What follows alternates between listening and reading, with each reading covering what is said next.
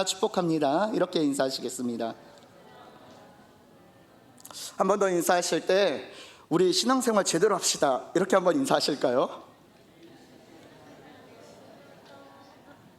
이렇게 인사하는 데는 이유가 있습니다. 오늘 에베소서 5장 15절에서 21절의 말씀의 제목이 쭉정이 신앙 까부르기라는 제목입니다. 우리는 급변하는 현대를 살아가고 있습니다. 글로벌 트렌드와 국제 비즈니스 전략 분야의 전문가인 마로우 기엔 교수가 쓴 2030 수계 전환이라는 책을 보면 얼마나 이 세계가 급변하고 있음을 알 수가 있습니다. 책의 헤드라인이 보이실지 모르겠으나 헤드라인을 보면 10년 후 지금의 세상은 없다라고 강렬하게 표현하고 있습니다. 지금과 다른 국제 정세 그리고 기술 혁신에 의한 우리와 밀접한 환경과 세상도 급변화한다는 것을 이야기하고 있습니다. 그러면서 이러한 시대를 준비하지 않으면 기회를 놓칠 수 있고 위협에 노출될 수 있다라는 경고를 합니다. 이 경고에서 자유롭기 위해서는 우리에게 세대를 통찰하는 능력뿐만 아니라 창의력과 도전 정신이 필요하다라고 피력합니다. 한마디로 이 다가오는 급변하는 세상에서 성공하기 위해서는, 도태되지 않기 위해서는 변화에 초집중해서 살아가야 한다는 것입니다. 그래서 세상의 변화에 못지않은 바쁜 삶을 살아가야 할 것처럼 이야기합니다. 그렇게 살고 있다라고 느낄 때에 우리는 이 급변하는 세상 가운데서 내가 안심하고 살아갈 수 있다라는 안동함을 가질 수 있다라고 합니다. 그런데 문제는 이 집중력이 자칫 성도의 신앙생활에 문제점을 제공한다는 것입니다. 세상에서 도태되지 않기 위해 세상에만 집중할 때 우리의 신앙을 흐트리게 됩니다. 이것이 세상을 바라보지도 말고 오직 신앙에만 전념하십시오라는 비약이 아닙니다.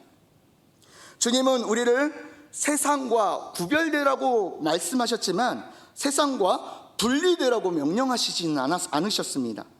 이 말은 세상 가운데 살아가지만 그 변화의 현장 가운데 있지만 세상과 다른 모습으로 서 있으며 살아가라는 명령이십니다.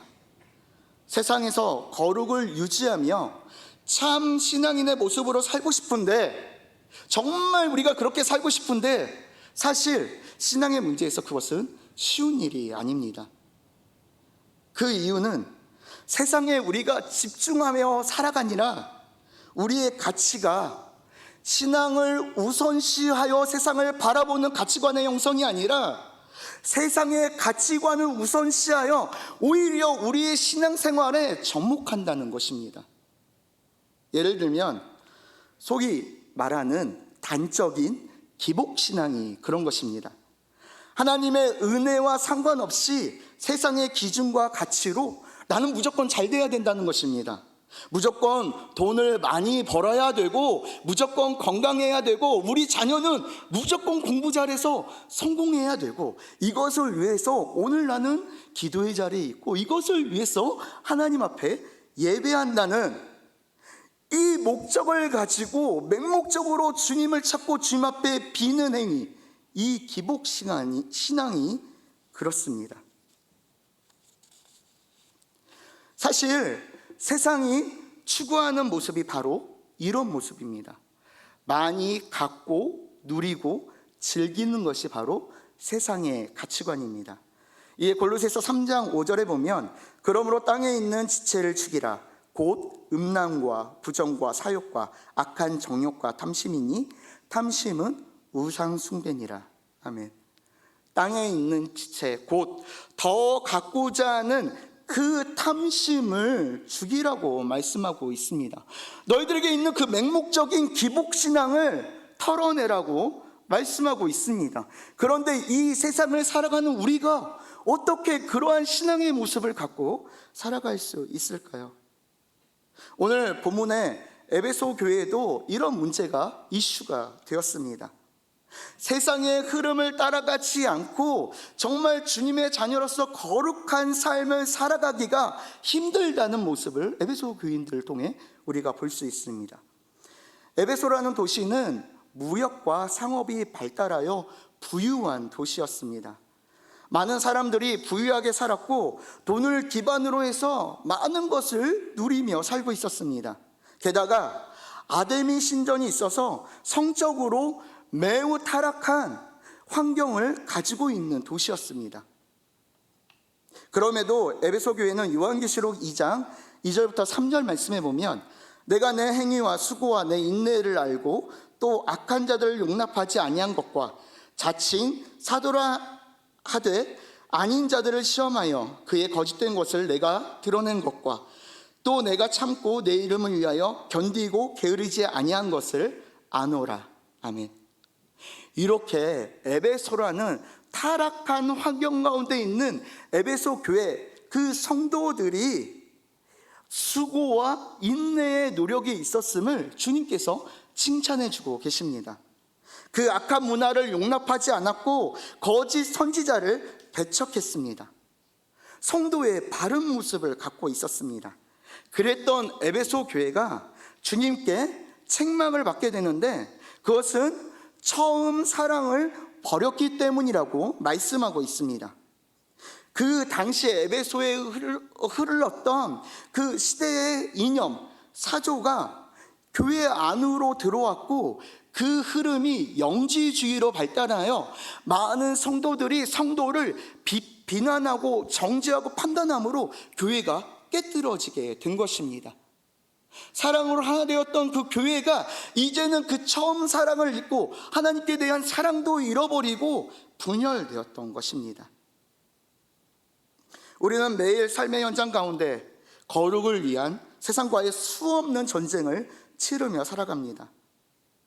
급변하는 세상 가운데서 세상에 집중하지 않으면 도태를 경험할 수밖에 없습니다.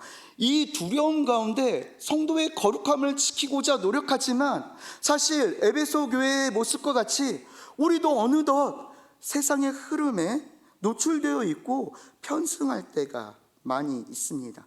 그럼에도 불구하고 우리는 세상과 구별되어 거룩을 유지하고 한결같이 주님의 성도로 살아가야 합니다. 그러기 위해서는 오늘 말씀에 우리를 세 가지 기준으로 바라보고 경계하라고 말씀하십니다. 먼저 내가 이 세상의 흐름 가운데 편승하지 않고 주님의 성도로서 올바르게 살아가기 위해서는 첫 번째로 주님과의 관계를 살펴봐야 합니다. 우리 본문인 에베소서 5장 15절부터 17절의 말씀을 한번 같이 읽어보겠습니다. 시작. 그런즉 너희가 어떻게 행할지를 자세히 주의하여 지혜 없는 자 같이 하지 말고 오직 지혜 있는 자 같이 하여 세월을 아끼라. 때가 악하니라. 그러므로 어리석은 자가 되지 말고 주의 뜻이 무엇인가 이해하라. 아멘. 오늘 우리가 올바른 성도로서 살아가기 위해 첫 번째 우리에게 요구하시는 말씀이 세월을 아끼라고 말씀하고 있습니다.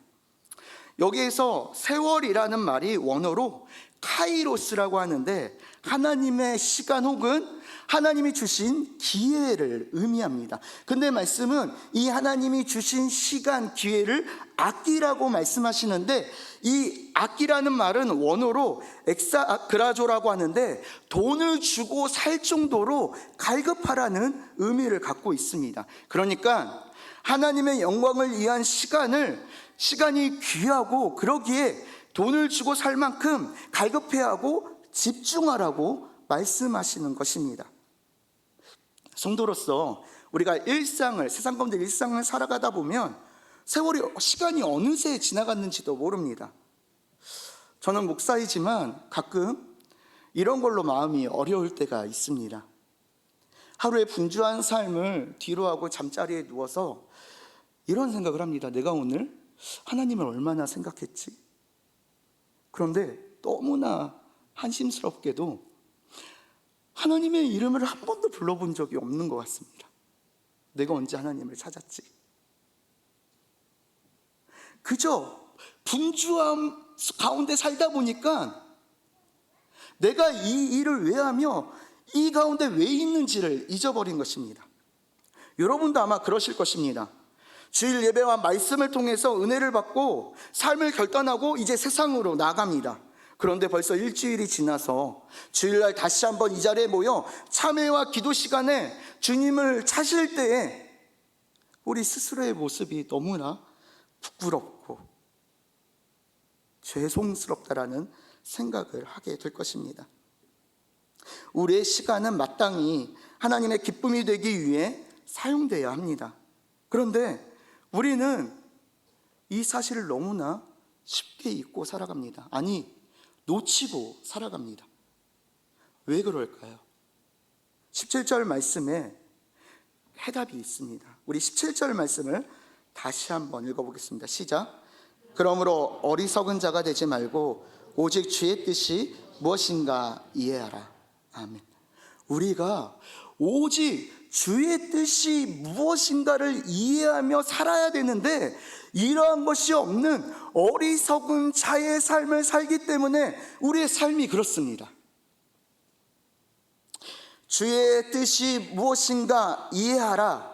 이 이해하다라는 말의 원어의 뜻은 쉬니엠이라고 하는데 깨달아라 라는 의미를 갖고 있습니다. 그러니까 우리의 매 순간순간마다 주님의 말씀이 무엇인지를 깨달아야 한다라고 말씀하고 계십니다. 아침 일찍 일어나 우리가 새벽 예배에 참석하는 것도 주님의 뜻이 어디 있는지를 깨달아야 합니다. 우리가 아침에 직장에 출근해서 자리에 앉아서 직장에 일을 하는 것도 왜 나를 이곳으로 부르시고 이 일을 하게 하시는지를 깨닫기 위해 노력해야 한다는 것입니다. 인간과의 관계, 물질, 그 모든 것에서 어리석은 자가 아니라 하나님이 왜 나를 이러한 상황 가운데 있게 하셨는지를 깨닫기 위해 노력해야 한다는 것입니다. 혹여나 그것이 나의 고난일지라도 이 시간이 나에게 있는 이유가 하나님의 뜻임을 깨달을 때 우리는 어리석지 않고 세월을 아낄 수 있는 자가 된다라고 말씀하십니다. 혹시 여러분 수능 금지곡이라고 들어보신 적이 있습니까? 대중가요인데 그 후렴구가 너무나도 강력해 한번 들으면 따라하게 되고 공부할 때도 그 후렴구가 기억나게 되고 심지어 시험을 칠 때에도 그 후렴구가 기억나게 됩니다. 저도 이 예화를 준비하면서 이렇게 쏘리 그 노래 아십니까? 그게 지금도 제 머리 위에 남겨져 있습니다. 그래서 이거를 수능 금지곡이라고 합니다. 우리가 세상에만 집중하다 보면 마치 수능 금지곡처럼 하나님의 뜻이 아닌 그 세상의 흐름에 휩쓸리게 됩니다. 반대로 모든 순간 하나님의 뜻이 어디 있지? 하나님의 뜻을 이해하기 위해 노력한다면 말씀에 지혜 있는 자의 모습으로 하나님의 영광을 나타낼 수 있다라는 것입니다.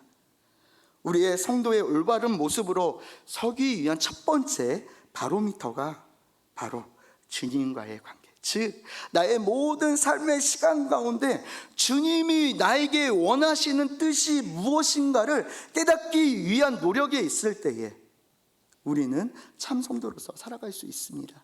사랑하는 성도 여러분, 여러분의 지금의 삶의 모습이 이러하시기를 주님의 이름으로 축복합니다.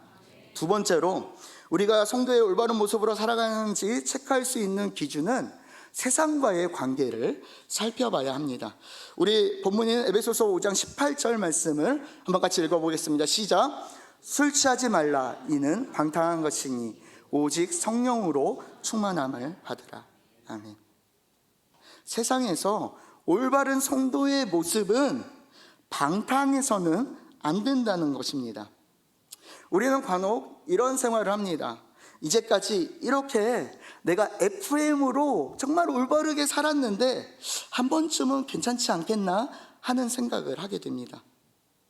사실 세상은 이러한 생각으로 우리 성도들을 속입니다. 행복한 이탈이라는 주제로 우리의 마음을 흔들어 놓습니다. 이것이 우리의 방탕이 될 수 있습니다. 방탕이라는 말을 원어적 표현으로 보면 거칠고 무질서한 생활을 의미합니다.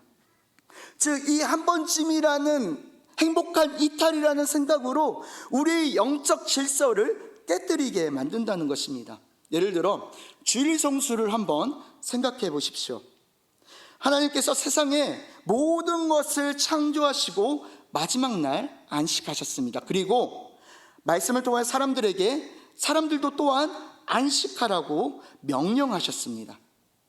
신약에 와서는 주님께서 죄악 가운데 있는 우리를 위해 십자가에서 죽으시고 죽음을 이기시고 다시 살아나신 그 부활의 아침을 기준으로 주일을 지키라고 말씀하십니다. 그렇게 우리가 죽음 가운데 새롭게 살아난 날, 즉 재창조의 날을 지금 현대에도 주님의 날로 지키고 있습니다. 주일은 하나님께서 우리에게 주신 영적 질서입니다. 이 주일에 대해 다들 경험하셨던 학습셀의 응답서에 보면 주일에는 예배를 드리고 선한 일을 하면서 거룩하게 지켜야 합니다라고 규정하고 있습니다. 그런데 세상의 방탕함은 그 질서를 무너뜨립니다. 제가 중등부 사역을 하는데 가끔 이런 학생들이 있습니다. 결석을 하면 그날 바로 왜 결석하는지 사유를 전화를 하거나 직접 만나서 확인합니다. 그런데 정말 당당하게 이번 주는 저 쉬는 주인데요 라고 이야기를 합니다. 부모님과 그렇게 계약을 했습니다.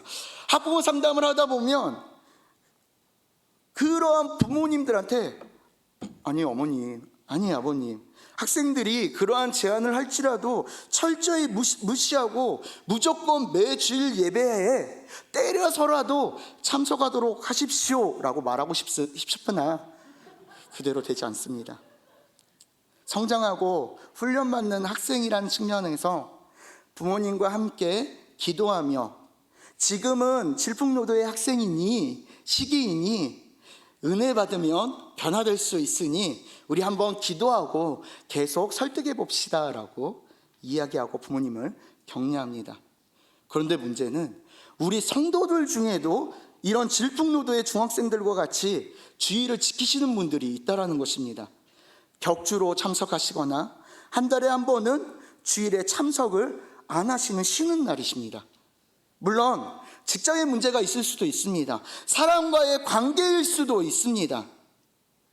오늘 우리가 고민하는 올바른 신앙의 바로미터는 이러한 모든 상황에서 영적 질서를 무너뜨리지 않는, 방황하지 않는 나의 모습이 있는가 없는가, 이 문제입니다. 사랑하는 성도 여러분, 주님이 주신 영적 질서를 깨뜨리는 것이 바로 방탕입니다. 그 방탕의 원인을 본문에서는 술 취함이라고 표현하고 있습니다. 그리고 그 방탕에서 벗어나기 위해서 우리 성도들이 가져야 할 자세는 술 취함이 아니라 성령에 충만하라고 명령하고 계십니다. 그러니 한편으로 안도감이 들지 않습니까? 목사님, 저는 술을 마시지 않습니다. 마셔도 취할 정도로 마시지는 않습니다. 술이 알코올만을 의미하는 것이 아닙니다. 술, 즉 세상에 취하는 것이 아니라 성령에 충만하여 성령의 다스림을 받으라고 말씀하십니다. 여러분, 요즘 시대의 흐름이 무엇인지 알고 계십니까? 각 시대마다 시대의 이념을 대표하는 사조가 있습니다. 지금의 시대의 사조는 네오막시즘이라고 해도 과언이 아닙니다. 물질의 평등을 주장하고 이상하던 마르크스주의가 이제는 물질뿐만 아니라 모든 영역에서 확대되어 모든 면에서 평등해야 한다고 주장합니다. 그래서 네오막시즘을 신마르크스주의라고도 합니다. 모든 것에 평등을 요구하다 보니 성차별도 올바르지 않다라고 이야기합니다.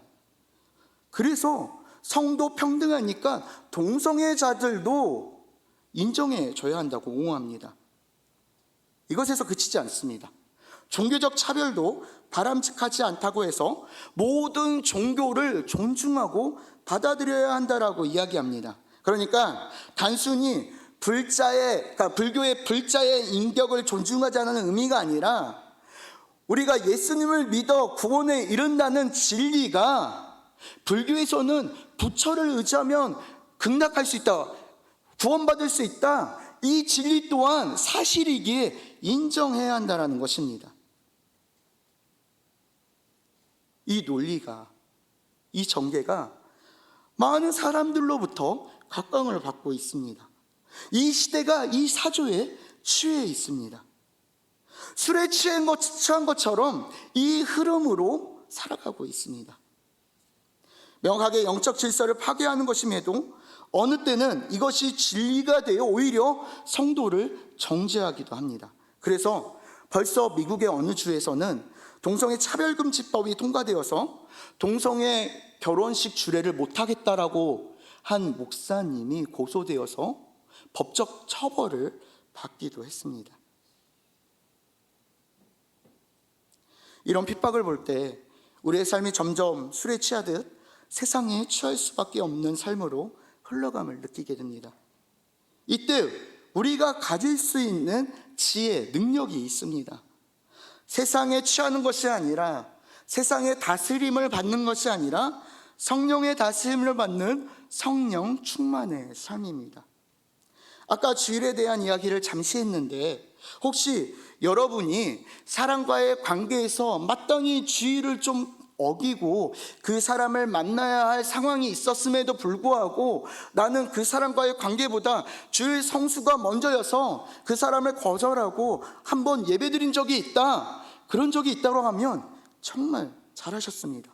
그러한 모습이 바로 세상의 사조에 취하는 삶이 아니라 술 취한 자의 삶의 모습이 아니라 성령의 다스림을 받는 성령 충만한 자의 삶의 한 단적인 예이기 때문에 그렇습니다. 바라기는 사랑하는 성도님들의 모든 삶의 모습이 성령에 충만하여 성령님의 다스림을 받는 삶 되시기를 주님의 이름으로 축복합니다. 그리고 마지막 세 번째로 우리가 성도로서 바로 살기 위해서는 성도와의 관계를 살펴봐야 합니다. 본문인 에베소서 5장 19절부터 21절의 말씀도 한번 같이 읽어보겠습니다. 시작. 시와 찬송과 신령한 노래들로 서로 화답하며 너희의 마음으로 주께 노래하며 찬송하며 범사에 우리 주 예수 그리스도의 이름으로 항상 아버지 하나님께 감사하며 그리스도를 경외함으로 피차 복종하라. 아멘. 주님과의 관계가 바로 되고 성령의 다스림을 받는 자는 사실 이 결론의 말씀의 열매들이 맺혀집니다. 참된 성도는 시와 찬송과 신령한 노래들로 서로 화답한다고 말씀하고 있습니다. 또 참된 성도의 표지는 그리스도를 경외함으로 성도 간에 피차 복종한다라고 말씀하고 있습니다. 먼저 화답한다는, 시와 신령한 노래로 서로 화답한다는 말의 원어는 말한다라는 원어적인 의미를 가지고 있습니다. 그러니까 우리가 성도를 만나면, 누군가를 만나면 하나님을 향한 신령한 노래들로 서로 말하기에 정신이 없다라는 것입니다. 우리 한번 따라해 볼까요? 정말 주님은 너무 좋으셔. 아멘이 아니라 한번 따라해 보시라고요. 한 번 더 따라해 보겠습니다. 주님이 이런 은혜를 주셨어. 주님께서 인도하실 거야. 우리 사랑하는 베들레헴의 모든 성도님들은 만나면 이런 대화가 주를 이루시는 줄 믿습니다. 사실 우리가 모일 때 나눌 수 있는 이야기가 너무 많이 있습니다. 어찌나 많은지 한두 시간은 그냥 어떻게 지나갔는지도 모를 정도입니다. 그런데 그 대화의 대부분의 내용이 뭐냐면 어디에 뭐가 싸더라, 혹은 누가 집을 샀느니 마느니, 또는 정 할 얘기가 없으면 드라마에서 주인공이 내 스타일이라는 등 주님과는 상관없는 이야기가 너무 많은 주를 이루고 있습니다. 물론 이런 이야기를 한다고 해서 죄를 지었다라고 이야기할 수는 없습니다. 그러나 우리 성도의 이야기는 주님을 나타내는 말들이어야 한다고 합니다. 세상은 교묘하게 이 점에서 우리를 속입니다. 그래서 디모데후서 3장 3절에 보면 악한 사람들과 속이는 자들은 더욱 악하여져서 속이기도 하고 속기도 하나니. 아멘. 세상의 이야기를 하게 합니다. 속이기 위한 이야기를 하게 합니다. 그래서 세상의 이야기를 하다 보면 누군가는 낙심하게 되고 누군가는 상처받게 됩니다. 세상의 풍조가 이런 것이기에 우리는 세상 속에서 그들에게 익숙해지기가 쉽습니다. 어느덧 우리의 대화 가운데서도 세상이 속이는 대로 그저 나의 유익을 위해서, 지금 한순간에 나의 쾌락을 위해서, 시원함을 위해서 말할 때가 너무나도 많다는 것입니다. 그러나 주님과의 관계가 바로 되어 주님의 뜻을 늘 고민하는 사람은 다릅니다. 올바른 성도의 모습을 가진 사람의 모습은 다르다는 것입니다. 사랑하는 성도 여러분, 그들의 말에는 서로를 속이고 정죄하는 말이 아니라 우리가 읽었던 것처럼 시와 찬송과 신령한 노래가 가득한 것입니다. 오늘 하루 누군가와 이런 시와 찬송과 신령한 노래가 가득한 말을 해보신 적이 있으십니까? 이것이 바로 우리가 올바른 성도의 삶을 살아가고 있는지 아닌지의 바로미터가 된다라고 말씀하고 있습니다. 또 우리가 생각해 볼 것은 피차 복종이라는 말씀을 생각해 봐야 합니다. 복종하는데 그리스도를 경외함으로 피차 복종한다는 것입니다. 이것이 참된 성도의 표시가 됩니다. 교회는 예수 그리스도께서 머리 되신 공동체이고, 그래서 교회를 표현할 때 지체로 표현합니다. 우리는 머리 되신 예수 그리스도의 지체로서 이곳에서 함께 예배하며 사역하며 교제합니다. 그러니 예수님 안에 우리 서로들의 역할은 한 사람도 빼놓지 않고 소중하고 중요합니다. 우리의 몸이 그렇지 않습니까? 저의 몸을 한번 생각해 보겠습니다. 다른 곳은 다 괜찮은데 제 눈이 조금 작고 못생겼습니다. 그래서 제가 매일 거울을 보면 이 못생긴 눈 하면서 바늘로 콕콕 찔러댄다고 하면 제가 건강한 자의 삶을 살아갈 수 있을까요? 우리 스스로도 아무리 못생긴 눈일지라도 소중하기에 루테인도 먹고 아끼고 관리합니다. 그리스도의 몸된 지체, 우리의 공동체는 더욱더 그렇습니다. 물론 우리의 지체 가운데 연약한 지체들도 있습니다. 그에 대해 참 성도는 정죄나 판단이 아닌 뭐라고 말씀하시냐면 복종한다라고 말씀하고 있습니다. 그것은 어떤 나의 선한 의지가 아니라 머리 대신 예수 그리스도께 붙어있는 지체이기 때문에 복종한다라고 말씀하고 있습니다. 성도는 예수님을 경외하기에 예수님 때문에 피차간에 서로 복종하는 것입니다. 이것이 바로 참 성도의 표지라고 말씀하고 계십니다. 사랑하는 성도 여러분, 피차간에 예수 그리스도로 인하여 서로 복종하시는 우리 사랑하는 성도 여러분들 되시기를 다시 한번 주님의 이름으로 축복합니다. 사랑하는 성도 여러분, 오늘 설교의 제목이 무엇인지 기억하고 계십니까? 죽정이 신앙 까부르기입니다. 예전에 곡식을 거두고 알곡과 죽정이를 구별하기 위해서 키질을 했습니다. 곡식을 이 키 위에 올리고 곡식을 이렇게 사진과처럼 띄웠다 내리거나 좌우로 이렇게 살살 흔들게 되면 죽정이는 날아가고 속이 꽉 찬 알곡은 남게 되는 원리를 이용한 것인데, 이러한 행위를 까부르기라고 이야기합니다. 세상 가운데 있는 성도는 주님이 오실 그날까지 우리의 신앙을 지키며 살아가야 합니다. 그런데 급변하는 세상, 이 분주한 일상을 살다 보면 우리도 모르는 사이에 신앙의 알곡도 죽정이도 함께 가지고 살아가게 됩니다. 그러기에 오늘 우리에게 신앙의 까부르기가, 쭉정 까부르기가 필요한 것입니다. 먼저 그러기 위해 하나님의 관계를 잘 살펴보시기 바랍니다. 과연 나는 하나님의 뜻에 집중하며 살아가고 있는가? 나의 상황과 나의 시간 모든 것들 가운데 하나님의 뜻을 이해하려고 노력하고 있고 그 뜻을 이해함으로 살아가고 있는가?